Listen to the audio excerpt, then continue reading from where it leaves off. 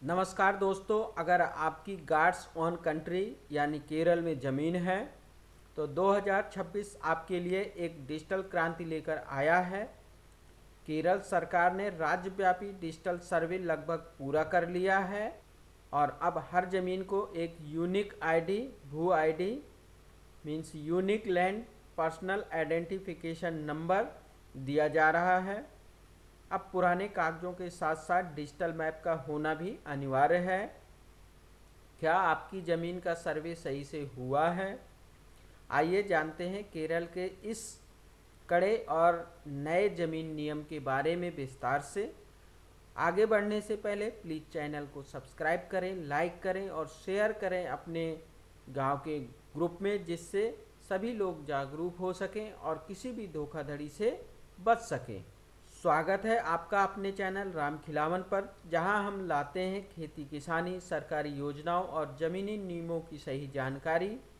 आगे बढ़ने से पहले चैनल को अभी सब्सक्राइब करें, बेल आइकन को ज़रूर दबाएं, जिससे आपको न्यू नोटिफिकेशन मिलती रहे और आप ज़मीन नियमों से अपडेट बने रहें। अब आगे बात करते हैं नियम के बारे में। कौन कौन से गवर्नमेंट ने नियम चेंज किए हैं। इंटर भूमि पोर्टल और डिजिटल टाइटल गारंटी।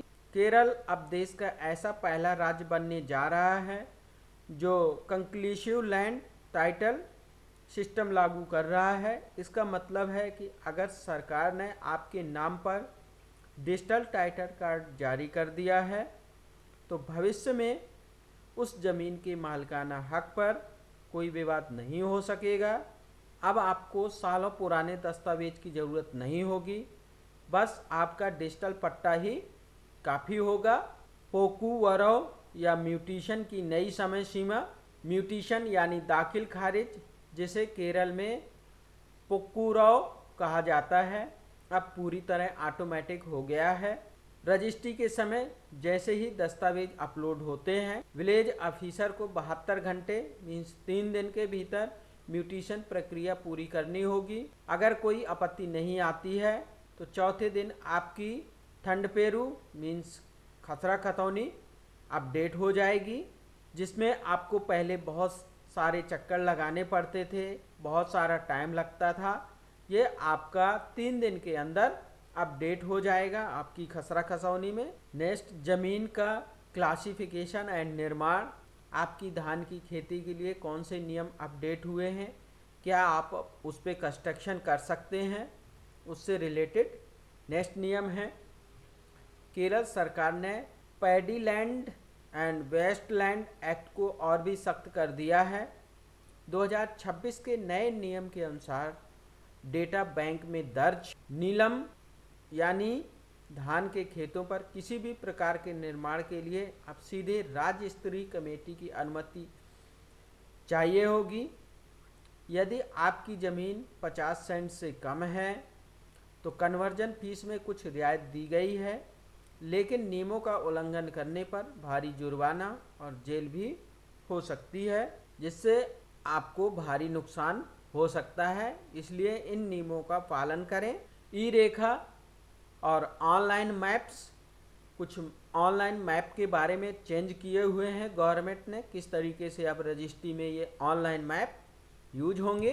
अब आप अपनी ज़मीन का सटीक नक्शा ई रेखा पोर्टल पर देख सकते हैं, जिसका लिंक मैं डिस्क्रिप्शन में दे दूंगा।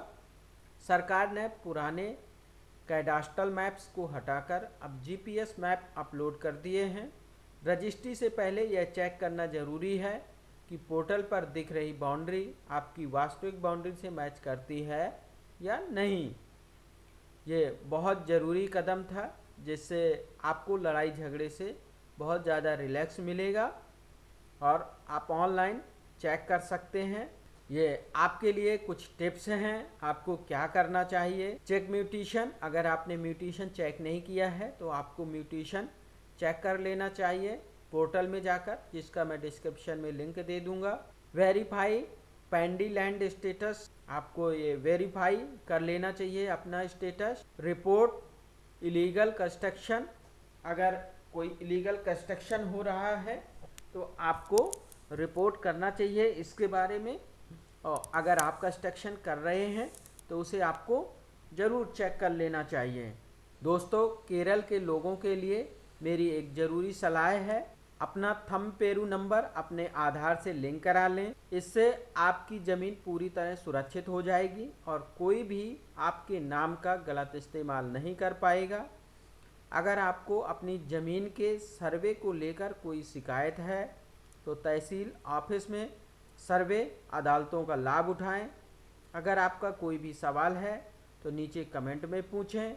इस वीडियो को अपने किसान भाइयों और परिवार के साथ शेयर करें ताकि वो भी जागरूक हो सकें, और इस वीडियो को अपने गांव के व्हाट्सएप ग्रुपों में ज़रूर शेयर करें ताकि आपके गांव का हर किसान और हर ज़मीन मालिक जागरूक हो सके और किसी भी धोखाधड़ी से बच सके। मिलते हैं अगले वीडियो में, तब तक के लिए जय हिंद, जय Kerala. Thank you for watching video.